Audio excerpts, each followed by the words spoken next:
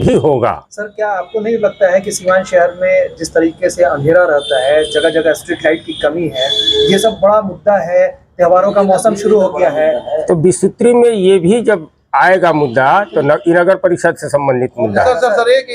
तो मुद्दा हम लोग उठाएंगे। सर एक बात है, वर्षों बाद विश्व कार्यक्रम के लिए अफसरों के दरमियान जो रोड मैप योजनाओं के संदर्भ में बनाया जा रहा है, उस रोड मैप में जनता की आवाज़ मजबूती के साथ ज़रूरत के हिसाब से रखी जा सके। और हमें यकीन है कि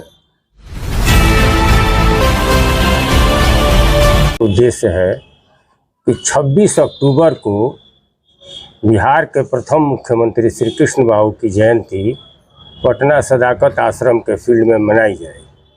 आप लोगों के माध्यम से बात अधिक दूर तक जाए, लोग जाने और भारी तादाद में वहां पहुंचे, इसके लिए हमने प्रेस कॉन्फ्रेंस बुलाया था। क्या है कार्यक्रम सर, किस तरह का प्रोग्राम है? तो श्री कृष्ण बाबू की जयंती मनाई जाती है, हर साल मनाई जाती है, इस बार भी मनाई जाएगी। मिलर स्कूल में मनाई जाती है, लेकिन इस बार पटना जो सदाकत आश्रम के पीछे वाला फील्ड है वो काफ़ी बड़ा बन चुका है, तो उसी में मनाई जाएगी। उनका समय क्या होगा, कब से कब तक प्रोग्राम होगा? प्रोग्राम के बारे में 11 बजे से लेकर 4 बजे तक। तो ये राज्य स्तर पर इसकी मतलब नहीं, ये जो मनेगी ये कांग्रेस पार्टी मनाती है, क्योंकि कांग्रेस पार्टी के मुख्यमंत्री तो थे ही, लेकिन कांग्रेस पार्टी से संबंधित थे और प्रदेश स्तर पर भी सरकार भी मनाती है और हम लोग भी मनाते हैं। सीवान में भी ऐसा कोई प्रोग्राम होने वाला है क्या? सीवान में तो फिलहाल अभी ऐसा कोई प्रोग्राम नहीं हो। क्या आला कमान के आदेश के थ्रू ये मनाया जा रहा है? नहीं, ये 20 यूनिट की तरफ से ये पटना प्रदेश मनाता है। प्रदेश कांग्रेस आई पटना प्रदेश के माननीय अखिलेश बाबू जो प्रदेश अध्यक्ष हैं, वो जब कांग्रेस में नहीं भी थे तो मनाते थे। अब तो कांग्रेस के अध्यक्ष ही हैं और 15 साल से कांग्रेस में ही है, तो वही मनाते। सीवान से कांग्रेस के कितने कार्यकर्ता और कितने नेता जाने की उम्मीद है? क्या है तैयारी, किस तरह से लोग यहाँ से जाएंगे? हमको लगता है कि अलग अलग लोग अपने अपने एंगल से तैयारी किया है, लेकिन हम लोग की तरफ से भी 50-100 लोग जाएगा। क्योंकि पटना दूर है, एक गाड़ी में 4-5 लोग से ज़्यादा हटता नहीं है। इस कार्यक्रम को सफल बनाने के लिए सर सीवान के कार्यकर्ताओं से, पूरे बिहार प्रदेश के कार्यकर्ताओं से क्या कुछ अपील करेंगे? यही कहेंगे कि बिहार के प्रथम मुख्यमंत्री थे, नामचीन लोग थे, उनकी जयंती है, किसी की भी जयंती मनाई जाती है, बड़े लोगों को याद किया जाता है, उससे इंस्पिरेशन मिलता है, तो सब लोग को उसमें आना चाहिए। विश्व कार्यक्रम के बारे में भी कुछ बता रहे थे? हाँ, फिलहाल एक नोटिफिकेशन बिहार सरकार का आया हुआ है, इसमें बहुत से लोग सीवान के मेंबर बने हैं। सर, विश्व कार्यक्रम के को लेके भी कुछ आयोजन हुए थे, उसमें आपकी भी भूमिका थी, क्या है उस पर अगर बताना चाहें? वो एक कमेटी बनती है, सरकार द्वारा कमेटी बनती है, जो आम जनता और सरकार के बीच में कड़ी का काम करता है। तो वो कमेटी फिर बनी हुई है। ऐसी कमेटी बनी थी? कौन सी कमेटी? 20 सूत्री की कमेटी, यही 20 सूत्री कमेटी ही है, जिसमें सदस्य बने क्या है? 20 सूत्री का उद्देश्य है कि जिला में जितना भी काम होता है, विकास का काम, तो इसके अध्यक्ष होते हैं जो आपके प्रभारी होते हैं, कैबिनेट मिनिस्टर, और जब मीटिंग होगी तो इसके सेक्रेटरी डीएम होते हैं, और जिला के सभी पदाधिकारी के जो शीर्ष होते हैं सभी विभाग के, वो लोग उसमें उपस्थित रहते हैं। आप किसी भी विषय पर बात उठा सकते हैं। यदि आपको लाइट की प्रॉब्लम है, अब हमारे संज्ञान में बात आ गई तो हम इलेक्ट्रिसिटी बोर्ड के एग्जीक्यूटिव इंजीनियर से वो बात उठा सकते हैं और क्रियान्वित भी होगा। सर, क्या आपको नहीं लगता है कि सीवान शहर में जिस तरीके से अंधेरा रहता है, जगह जगह स्ट्रीट लाइट की कमी है, ये सब बड़ा मुद्दा है? त्योहारों का मौसम शुरू हो गया है, तो बिसुत्री में ये भी जब आएगा मुद्दा तो नगर परिषद से संबंधित मुद्दा है। सर, मुद्दा हम लोग उठाएंगे। सर, एक बात है, वर्षों बाद विश्व कार्यक्रम के लिए कमेटी गठित की गई, क्या कारण रहे जबकि सत्ता में सरकार में सहभागिता है? नहीं, बरसों बाद नहीं, इस बार तो जब सहभागिता हमारी हुई है, कांग्रेस की जो सहभाग 15 साल तो सहभागिता नीतीश कुमार जी की भाजपा के साथ थी, लेकिन फिर भी विश्व कार्यक्रम के अब उसके लिए तो हम नहीं जिम्मेवार हैं। हमारी जब सहभागिता हुई है तो कमेटी बनी है। सर, कमेटी तो पहले भी बनी थी, लेकिन उसका कुछ खास असर नहीं दिखता था। इस बार क्या असर होगा? इस बार असर होगा, निश्चित तौर पर असर होगा। आप सदस्य बने हैं?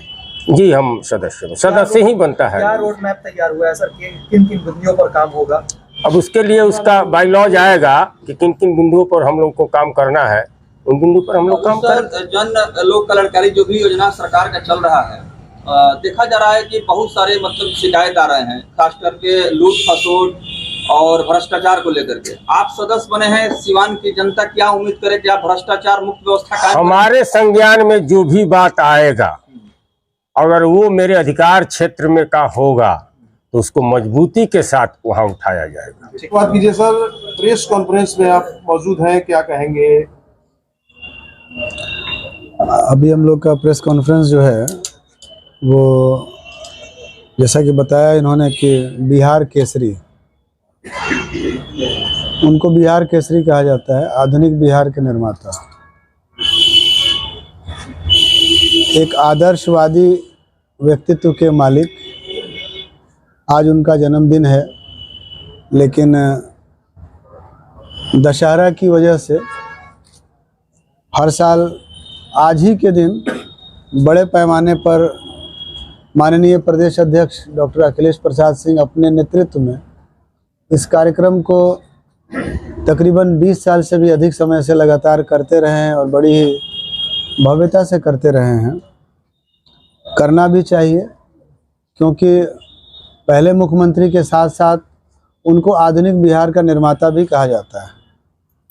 तो इस परिप्रेक्ष्य में हम तमाम लोग यहाँ बैठे हैं ताकि सिवान की सहभागिता उस प्रोग्राम में ज़्यादा से ज़्यादा हो, क्योंकि अपनी विरासत को संभालना, याद करना, नई पीढ़ी को बताना, ये एक अपनी संस्कृति पहचान को जोड़ के रखने से आगे का जो भविष्य होता है वो सुरक्षित भी रहता है।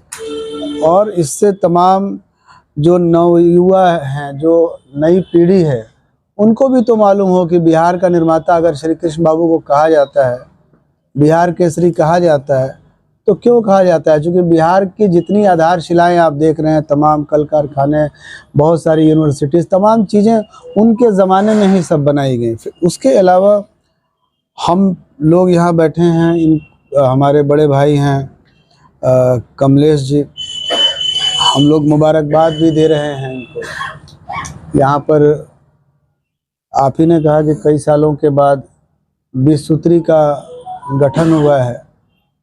20 सूत्री बहुत ही इम्पोर्टेंट एक कमेटी होती है विकास के होगा, जिसमें कि शिक्षा, स्वास्थ्य और भी तमाम चीज़ें, सड़क, हर विभाग से रिलेटेड जो जनता की जन आकांक्षाएं हैं वो सरकार तक कैसे पहुँचे, इसलिए जो जनता से जुड़े हुए जनप्रतिनिधि, आप कह सकते हैं जो राजनीतिक प्रतिनिधि, उसमें रखे जाते हैं ताकि सरकार के अफसरों के दरमियान जो रोड मैप योजनाओं के संदर्भ में बनाया जा रहा है, उस रोड मैप में जनता की आवाज़ मजबूती के साथ ज़रूरत के हिसाब से रखी जा सके। और हमें यकीन है कि कमलेश जी एक मजबूत सदस्य के तौर पर सामने आएंगे और कांग्रेस पार्टी का जो सरोकार है जनता की आवाज़ को बुलंद करना, गरीबों की आवाज़ को बुलंद करना। जन्मदिन के अवसर पर केंद्र से भी कुछ लोग आएंगे या राजकीय राज्य स्तर पर? हमेशा केंद्रीय नेतृत्व से हमेशा कोई ना कोई आता है। इस बार भी उम्मीद है कि केंद्रीय नेतृत्व से कुछ नेतागण अवश्य उस कार्यक्रम में शामिल होंगे। क्या अपील करेंगे कांग्रेस के उन कार्यकर्ताओं से? जो तमाम लोग इस वीडियो को आपके माध्यम से देख रहे हैं, मैं तमाम लोगों से ये अपील करूंगा कि कांग्रेस के अगर कार्यकर्ता हैं, अगर आपके पास एक दिन अगर आप समय निकालिए, आप सदाकत आश्रम में उस दिन पहुंचिए। उस दिन हमारे बिहार केसरी श्री कृष्ण बाबू का हम लोग भव्य तरीके से एक जन्मदिन समारोह जो है वो मना रहे हैं। जन्मदिन समारोह की तारीख बता दें। 26 अक्टूबर स्थान सदाकत आश्रम का पीछे जो बड़ा मैदान है, समय 11 बजे दिन से। तो जो लोग भी हैं वो ज़्यादा से ज़्यादा तादाद में पहुँचे, इसलिए कि ये आप कह सकते हैं एक सांस्कृतिक कार्यक्रम है, राजनीतिक व्यक्ति के द्वारा किया जा रहा है। लेकिन श्री कृष्ण बाबू किसी दल की सीमा में नहीं है। आप देखते हैं कि प्रत्येक दल के लोग उनका कार्यक्रम उनकी जन्मतिथि के अवसर पर अपने अपने पार्टी दफ्तर अलग अलग जगह पर कार्यक्रम किया जाता है। ठीक।